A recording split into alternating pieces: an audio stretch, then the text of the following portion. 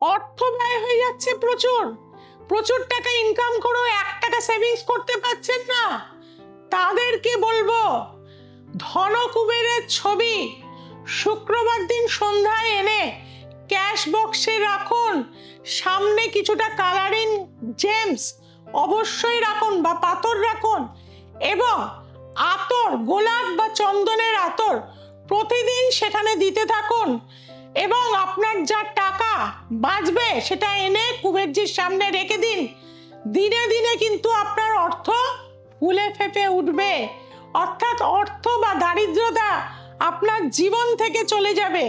আর প্রতি শুক্রবার শ্বেত বস্ত্র পরবেন, নিরামিষ আহার করবেন, গরিব দুঃখীকে মিষ্টি কোনো দ্রব্য অবশ্যই দিন, দেখবেন ভাগ্যের চাকা আপনার ঘুরে যাবে।